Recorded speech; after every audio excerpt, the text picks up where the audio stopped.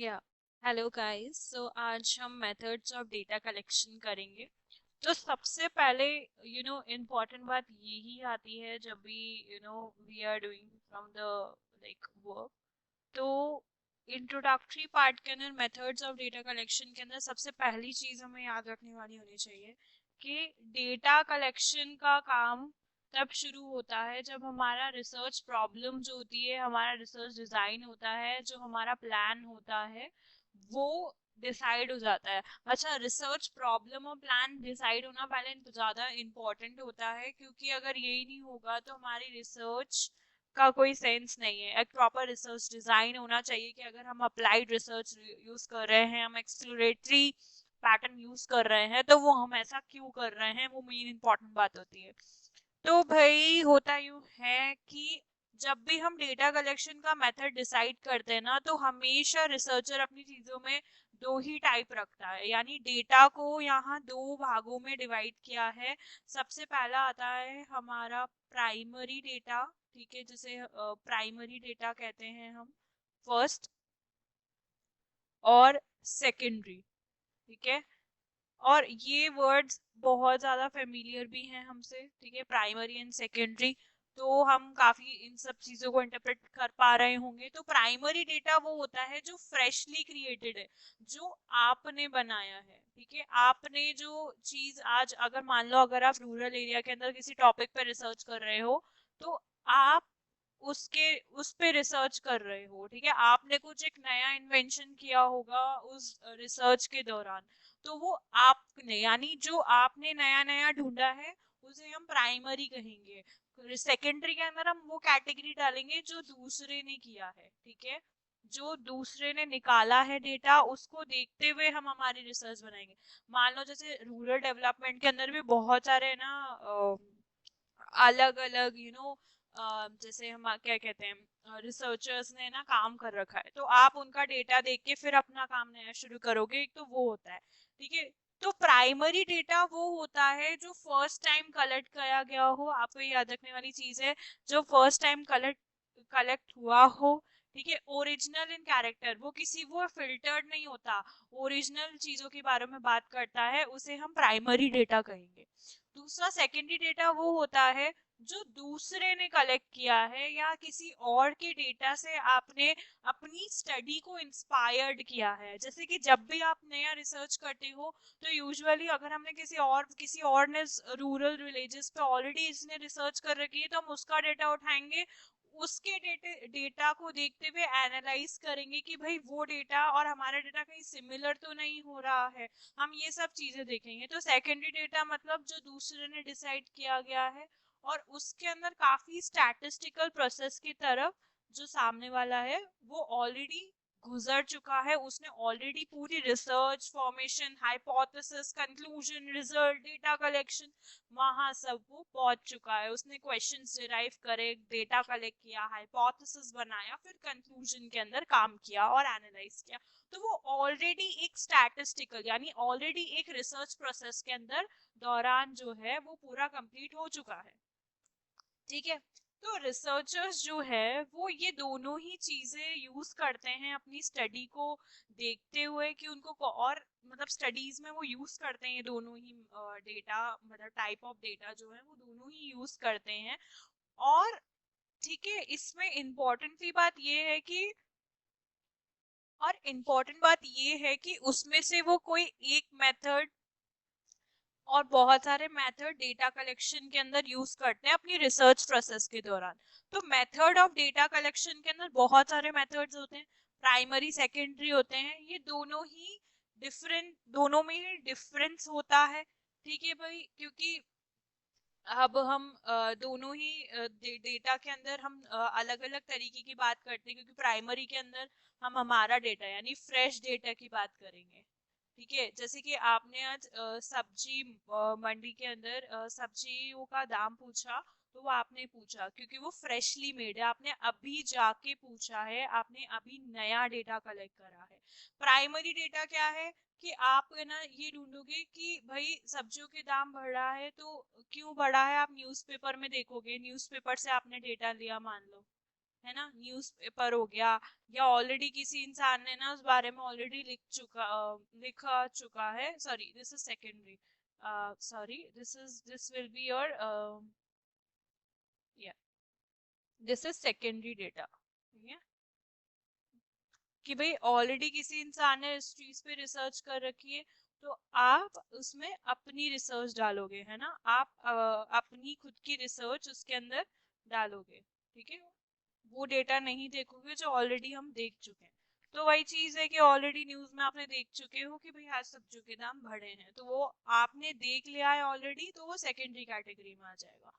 अब आता है कलेक्शन ऑफ प्राइमरी डेटा। अब ये होता कैसे है, देखो ये जो होता है ना, ये we collect primary data during the course of doing experiment, ठीक है, जब भी हम एक्सपेरिमेंटल रिसर्च करते हैं उसके अंदर हम क्या कहते हैं इस लाइक, जब भी हम मानो एक्सपेरिमेंटल, ओके, सो जब भी हम प्राइमरी डेटा कलेक्ट करते हैं ना, जब भी या कोई हम एक्सपेरिमेंट कर रहे हो या एक्सपेरिमेंटल रिसर्च कर रहे हो, ठीक है, उसके अंदर हम क्या कहते हैं डिस्क्रिप्टिव टाइप की यानी डिटेल्ड, ठीक है, डिटेल टाइप की, है ना, या हम सर्वे परफॉर्म कर रहे हो, या हम सैंपल सर्वे कर रहे हो, सेंसस सर्वे कर रहे हो, उन सब के अंदर हम ऑब्जर्वेशन और डायरेक्ट कम्युनिकेशन देखते हैं।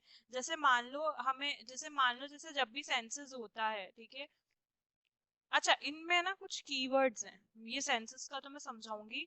इसमें ये है कि जब भी हम एक्सपेरिमेंट कर रहे हो एक्सपेरिमेंटल रिसर्च के अंदर, ठीक है, लेकिन ठीक है, जब भी हम डिस्क्रिप्टिव टाइप की यानी डिटेल्ड टाइप की रिसर्च करते हैं, या जब भी हम सर्वे परफॉर्म करते हैं, उसके अंदर हमारा डायरेक्ट कम्युनिकेशन होता है लोगों के साथ, ठीक है, इसमें कीवर्ड ध्यान रखने वाली चीज है एक्सपेरिमेंटल रिसर्च, ठीक है, और है डिस्क्रिप्टिव रिसर्च, ठीक है। तो जो अब जब भी हम कोई एक्सपेरिमेंटल रिसर्च या डिस्क्रिप्टिव रिसर्च कर रहे हैं, या हम कोई सर्वे परफॉर्म कर रहे हैं, है ना, चाहे वो सेंसस का सर्वे क्यों ना हो, हमारा कम्युनिकेशन लोगों के साथ बैठता है, हम लोगों के साथ बातचीत करते हैं कि भाई अगर सेंसस जब हुआ था, सेंसस सबसे पहले स्टार्ट 1881 के अंदर हुआ था, ठीक है, तो उसके अंदर बहुत सारे अलग अलग पैरामीटर्स थे, और आज अभी प्रेजेंट के अंदर अब जाके हो रहा है सेंसस, है ना, तो इसीलिए अभी बहुत डिबेट भी हो रहा है कि क्या कास्ट बेस्ड सेंसस होना चाहिए। तो बिहार के अंदर तो गवर्नमेंट ने हाँ कर दिया है कि हाँ भाई बिहार के अंदर caste based you know census होगा। तो अब हमें क्या करना है कि जब भी हम सेंसस देखते हैं, है ना, या जब भी हम सेंसस को समझते हैं, या जो भी हम सेंसस को, तो सेंसस में हम लोग जाके पूछेंगे कि आपके घर में कितनी फीमेल्स हैं, कितने मेल्स हैं, ये कितने बच्चे हैं, कितने अडल्ट्स हैं, है ना, आप लोग इनकम में कैसे, इनकम में आप काम क्या करते हैं, आपकी फैमिली इनकम क्या है, आपके यहाँ से कोई गवर्नमेंट जॉब में तो नहीं है, ठीक है, आपके लोग यहाँ कितने ज्यादा पढ़े लिखे हैं, ठीक है, ये सब चीजें हम सेंसस के अंदर, आप कौन सी कास्ट, अच्छा बिहार के अंदर कास्ट सिस्टम भी अभी आ रहा है, ठीक है, तो कास्ट सिस्टम को देखते हुए उन्होंने कास्ट बेस्ड सेंसस का इस बार किया है। तो अब सेंसस की यहाँ बात हो रही है, तो 1881 के अंदर सेंसस फर्स्ट टाइम हुआ था, 2023 में अभी हो रहा है, तो उसके अंदर हम लोगों से जाके पूछ रहे हैं कि भाई आपकी पढ़ाई लिखाई कितनी करी है आपने, आप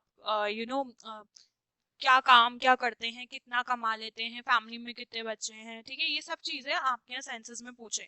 तो वो प्राइमरी डेटा कलेक्शन हुआ कि आप घर जाके लोगों से घर घर जाके पूछ रहे हो, ठीक है, कि आप लोगों से बात कर रहे हो, कम्युनिकेशन पैटर्न बिहेवियर जो है वो आप लोगों के साथ बैठा रहे हो, ठीक है, उसको आप सेटल डाउन कर रहे हो इसके अंदर, ठीक है, क्योंकि आप उसके अंदर पर्सनल इंटरव्यू पूछ रहे हो, आप लोगों के घर घर जाके पूछ रहे हो, ठीक है, आप इन्वेस्टिगेटर की तरह रिएक्ट कर रहे हो, ठीक है, उसमें आप एक एक इन्वेस्टिगेटर हो जो लोगों के बारे में पूछ रहा है कि आप काम क्या करते हो, क्या करते हो, है ना, आप कितने पढ़े लिखे हो, है ना, आपके घर में राशन पानी कैसा रहता है, ठीक है, कहीं आप बीपीएल में तो नहीं आते। ये सारी चीजें आपके साथ पूछी जाएंगी अगर आप प्राइमरी डेटा कलेक्ट कर रहे हो, ठीक है। दूसरी चीज इंपॉर्टेंटली यहाँ ये चीज आती है कि जब भी आप ऑन फील्ड जाके रिसर्च कर रहे हो तो उसमें एक नामक पर्सनल इंटरव्यू आती है। पर्सनल इंटरव्यू इसलिए क्योंकि आप पर्सनली लोगों से पूछ रहे हो, आप एक एक लोगों से पूछ रहे हो, घर में से कोई एक व्यक्ति आएगा, उस एक व्यक्ति से आप बात कर रहे हो,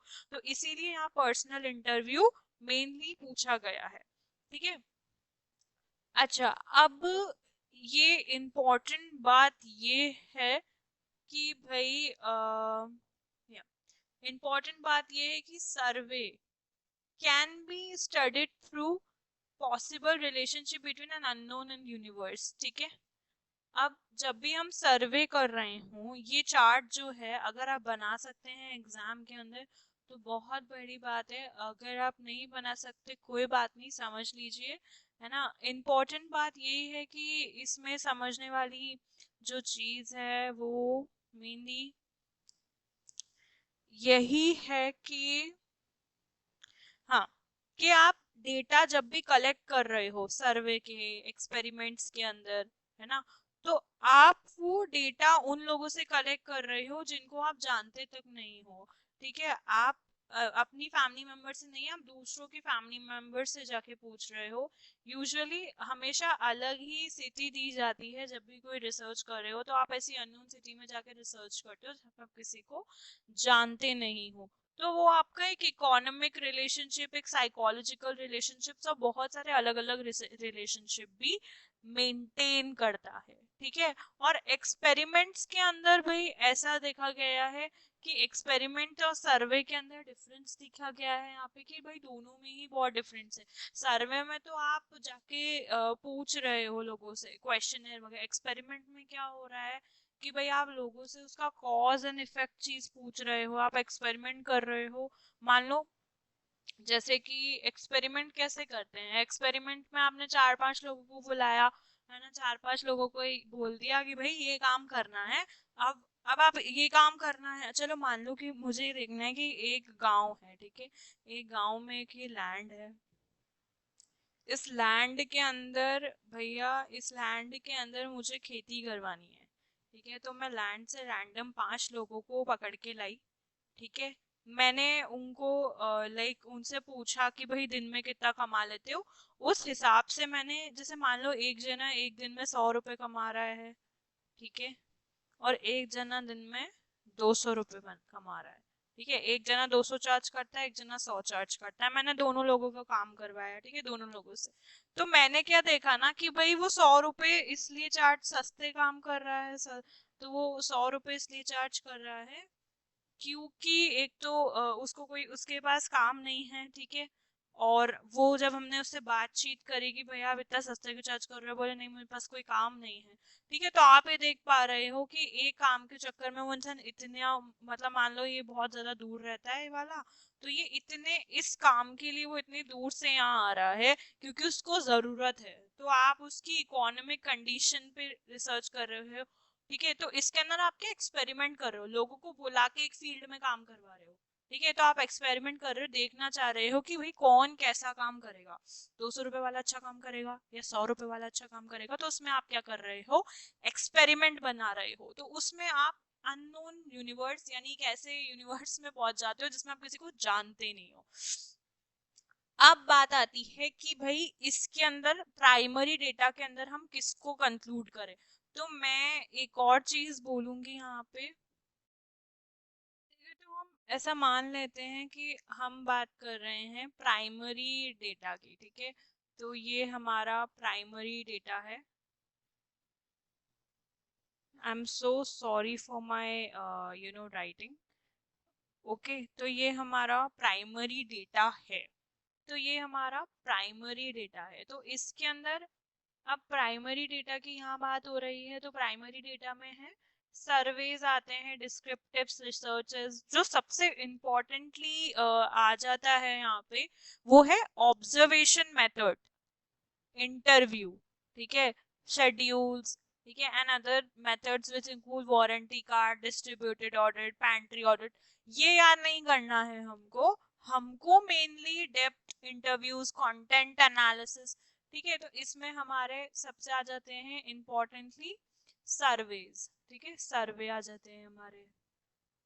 तो इसके ऊपर एक अलग फ्लो चार्ट है, सर्वे आ गए हमारे, है ना। दूसरे क्या आते हैं हमारे, डिस्क्रिप्टिव रिसर्चेस, ऑब्जर्वेशनल मेथड आ गया, है ना, ऑब्जर्वेशनल मेथड, ये है हमारे ऑब्जर्वेशनल मेथड, इंटरव्यू, ठीक है, कंटेंट एनालिसिस, ठीक है, ये सब हमारे प्राइमरी में आ गए, क्योंकि हम इसमें खुद जा रहे हैं, हम किसी और को नहीं बोल रहे हैं कि आप आओ हम आपकी रिसर्च देख रहे हैं, नहीं, ठीक है। इसमें क्वेश्चनर और शेड्यूल्स का भी बहुत ज्यादा यूज होता है। किसका, क्वेश्चनर और शेड्यूल्स का, यहाँ हम लिखेंगे क्वेश्चनर एंड शेड्यूल्स का, क्वेश्चनर हो गए, है ना, शेड्यूल्स, शेड्यूल्स हम आगे पढ़ेंगे। शेड्यूल इसलिए इंपॉर्टेंट होते हैं ताकि आप एक प्रॉपर शेड्यूल नहीं होगा अगर आपका कोई प्लान, डिजाइन, मेथड कुछ भी नहीं होगा, कोई एक प्रॉपरली आपका एक सेट नहीं होगा जिसमें आप पूरा अपनी रिसर्च रिलाई कर रहे हो, अगर वो नहीं होगा तो आपका रिसर्च करने का कोई फायदा नहीं है, ठीक है। वारंटी कार्ड्स, है ना, schedules, questionnaires, questionnaires I guess मैंने लिखा है इसमें, नहीं क्वेश्चनर्स भी लिख दिए।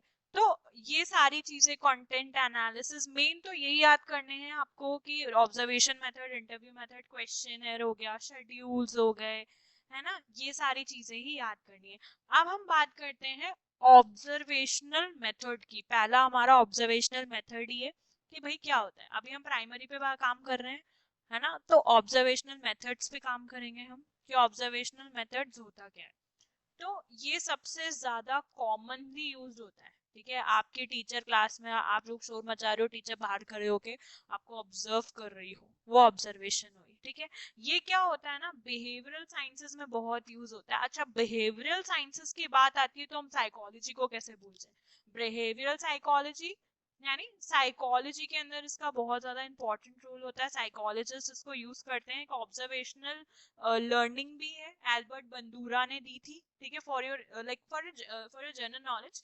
तो ऑब्जर्वेशनल लर्निंग बहुत ज्यादा यूज होती है हमारे साइकोलॉजी के अंदर, ठीक है। ऑब्जर्वेशनल लर्निंग हो गई हमारे, ठीक है, जिसमें हम ऑब्जर्व करते हैं लोगों को कि भाई हमारे जो आसपास लोग हैं वो कैसे हैं, ठीक है। ऑब्जर्वेशन कोई साइंटिफिक मेथड नहीं है, ठीक है, ऑब्जर्वेशन कोई साइंटिफिक मेथड नहीं है, लेकिन एक साइंटिफिक टूल है। ये मेथड नहीं, इसको हम टूल बोलेंगे, ठीक है। ये क्या है, टूल है। ये याद रखने वाली चीजें बहुत इंपॉर्टेंट है कि ऑब्जर्वेशनल मेथड टूल है, ठीक है, क्या है, टूल है, समझने वाला, ठीक है। Method of data collection for the researcher when it serves as a formulated research purposes, ठीक है। ये रिसर्च प्रोसेस पर्पसेस के लिए बहुत ज्यादा इंपॉर्टेंट होता है, ये एक टूल है, क्योंकि इसके अंदर क्या होता है ना कि हम सिस्टमैटिकली रिकॉर्ड और प्लान कर सकते हैं, ठीक है, कि सब्जेक्ट क्या काम कर रहा है, ठीक है। उसके अंदर वैलिडिटी और रिलायबिलिटी कंट्रोल्ड होती है। ये याद करने वाली चीज ये है कि भाई ये कॉमनली यूज मेथड है ना माँ, एक मिनट, ये क्या है, कॉमनली यूज्ड मेथड है, कॉमनली यूज मेथड है, ठीक है, ये चीज बहुत इंपॉर्टेंट है, कॉमनली यूज मेथड है, ठीक है। ये कोई है ना एक साइंटिफिक टूल है, ठीक है, and method of data collection, ठीक है, जिसको रिसर्चर्स बहुत ज्यादा यूज करते हैं। ये सिस्टमैटिकली प्लान और सब्जेक्टिव, मतलब सिस्टमैटिकली प्लान और रिकॉर्डेड होता है, ठीक है, बहुत तरीके से प्लान होता है कि हमें ऑब्जर्व, मतलब मान लो अगर आपको फील्ड में किसी पे रिसर्च करनी है तो आपको ये देखना है कि बहुत ज्यादा धूम धड़ाका लोग कर रहे हैं, एक क्राउड बना के खूब ज्यादा नारे लगा रहे हैं, तो आप उसके अंदर क्या देखोगे कि भाई ये लोग क्यों नारे लगा रहे हैं, है ना। आप उसको देखोगे, आप सिर्फ वही चीज देखोगे कि ये नारे क्यों लगा रहे हैं, इनकी मांगे क्या है। तो आप ऑलरेडी प्लान होकर आए हो कि लोग, मुझे पता है नारे लगाएंगे तो मुझे उस टाइम पे कैसे रिएक्ट करना है, ठीक है, मैं क्या चीज रिकॉर्ड करूंगी, मुझे क्या चीज याद रखनी है, मैं क्या उस टाइम पे लोगों के अंदर पार्टिसिपेट करूंगी कि नहीं करूंगी, ये सब चीजें मुझे याद रखनी है। तो क्या होता है ना, इसमें जो सब्जेक्ट होता है ना उस पे बहुत ज्यादा चेक होता है, और रिलायबिलिटी वैलिडिटी कंट्रोल में होती है। ठीक है, इसका हम रिलाय क्या, कितनी मतलब कितनी रिलायबिलिटी है, कितने जनरेशन तक हम उसको बैठा के रख सकते हैं, ये सब चीजें उसके अंदर नोटिस होती है। ठीक है, क्या होती है, सब चीजें देखी जाती है। ठीक है, अब बात आती है without asking from the respond, क्योंकि आप डायरेक्ट इन्वेस्टिगेटर हो। ठीक है, आप एक इन्वेस्टिगेटर हो जो डायरेक्टली ऑब्जर्व कर रहा है, वो रिस्पोंडेंट से पूछ नहीं रहे हो कि मैं क्या तुमको ऑब्जर्व कर सकता हूँ कि नहीं कर सकता हूँ। ठीक है, टीचर आपसे पूछती नहीं है कि क्या वो आपको ऑब्जर्व करेगी या नहीं। ठीक है, सेम चीज यहाँ पे हो रही है। ठीक है, और जो स्टडी, जब जैसे कंज्यूमर बिहेवियर बहुत ज्यादा देखा गया है, ठीक है, ये आपको ऑब्जर्व क्या ऑर्गेनाइजेशनल बिहेवियर एक स्टडीज होती है, ऑर्गेनाइजेशनल साइकोलॉजी होती है, उसके अंदर कंज्यूमर बिहेवियर को अच्छे से स्टडी किया जाता है। ठीक है, तो ये वहां का आता है कि भाई वो कौन सी ब्रांड की वॉच पहन रहा है, ठीक है, या लोग क्यों वो ब्रांड की वॉच पहनते हैं, ऐसा क्या है, लोग टाइटन की वॉच ही क्यों पहनते हैं। तो ये सब चीजें इसके अंदर आती है।